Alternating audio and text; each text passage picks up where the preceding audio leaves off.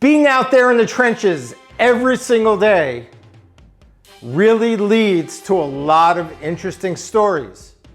I'm going to give you a couple of stories and let you know what I'm thinking in my head about these people, and we're getting started right now.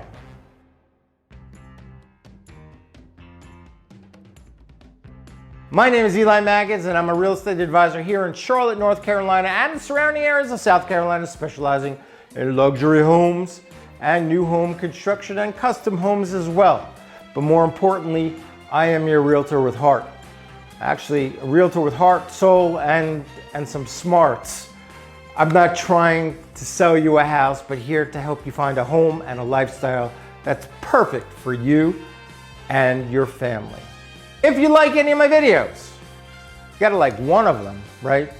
Give me a thumbs up, and please go down and hit the red button and subscribe. And I'm giving everyone who wants one a free online guide.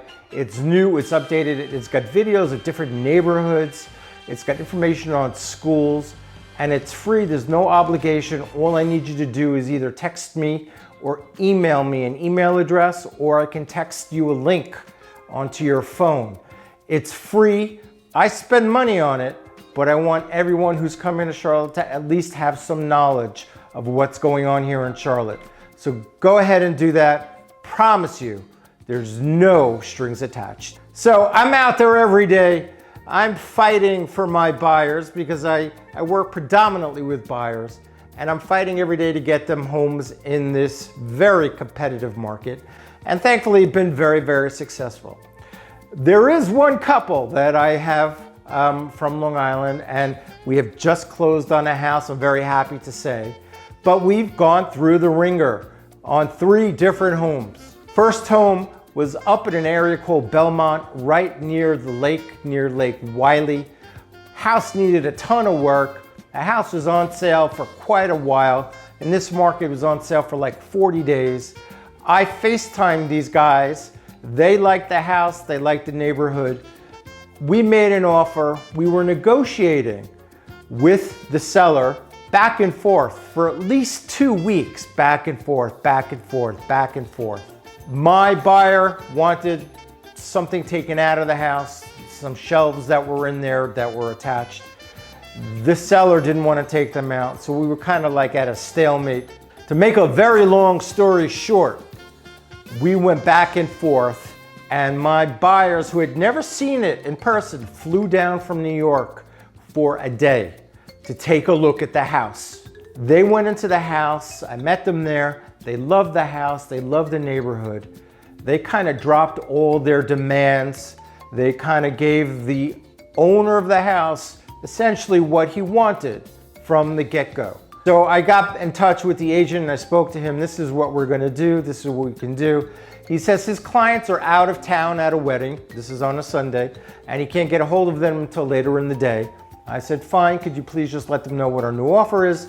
And we're ready to go. My guys walked into the house and they loved it. I didn't hear from him. I kept texting him. He said he can't get a hold of him. I kept texting him. He can't get a hold of him. 7 o'clock at night, I get a text. My sellers have signed a contract with somebody else. Thank you for your assistance. It's like, are you effing kidding me? I mean, at least give me the courtesy of telling me that you're negotiating with somebody else and let my guys come back. Now, they don't have to do that, right? But it's common courtesy. It's ethical, you know, especially since we've been at it for 2 weeks. It's not like we made one offer.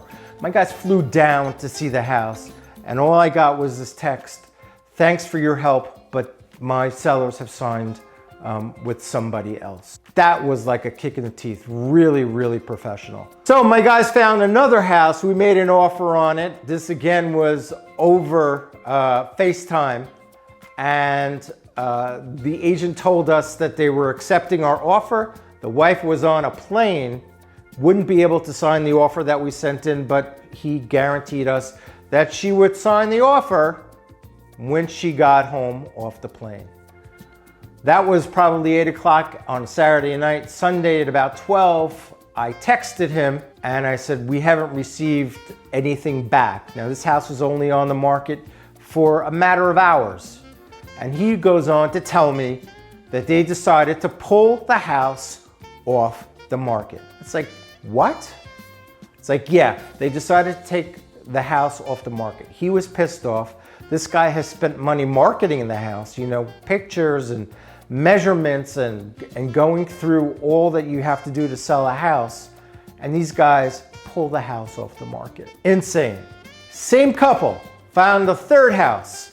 I FaceTimed them. They actually came down in person. They looked at the house. This house has been on the market for 180 some odd days. Been on the market a long time. In this market, that's crazy. They actually were in contract and then were out of contract. So they had a previous inspection done. We got a copy of the previous inspection report. We didn't require or ask for any repairs. We kind of gave them everything we wanted. We just asked them for a little bit lower of a price. And it was like nickel and diming back and forth. It was insane. The seller was crazy. The agent was of no value. I mean, really zero value. And it was just such a hard transaction. I mean, it should have been easy. And now I understand why the other people who were under contract with them got out, because they saw all the crap that was hitting the fan. I mean, it was insane. Long story is my guys did get into the house. We finally closed on the house. It's actually the right house for them. They're gonna do the fixing up that they wanna do. It's in the right area, right schools.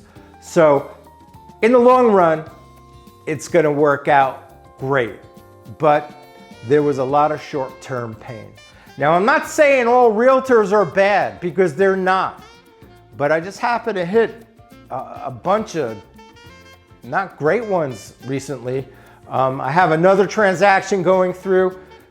This guy, this agent, he's kind of like non-responsive. It's like, we have a contract, we need everything signed, we're closing in a week, and this guy's like absent without leave. So, or if it's just a matter of that there are too many agents who are just not professional or not ethical, not sure what is going on. The best transaction that I had recently is with a company called Open Door. Open Door goes ahead and buys houses for cheap from people who don't want to fix them up. Then they put some paint and some carpet and they flip them. And Open Door got in trouble for not disclosing certain things here in North Carolina, so they had to have an agent take over and sell their houses. So another guy who advertises like crazy, hate to give him any airtime, he comes in here, spends millions of dollars on advertising. Anyway, his agent actually was working on this house with Open Door. And if I could tell you, it was the easiest, smoothest transaction that I've ever had in my life. The best agent. I can't say enough great things about the person who was working on the other end of this. So easy, so right, so perfect. Phenomenal. I mean, just amazing. And there are a lot of great agents. I don't want to say all of them suck, but there are a lot that do. If you want that free guide, please send me your information. I'll send you that free guide. Take a look at my next video. And until we see each other again, next time.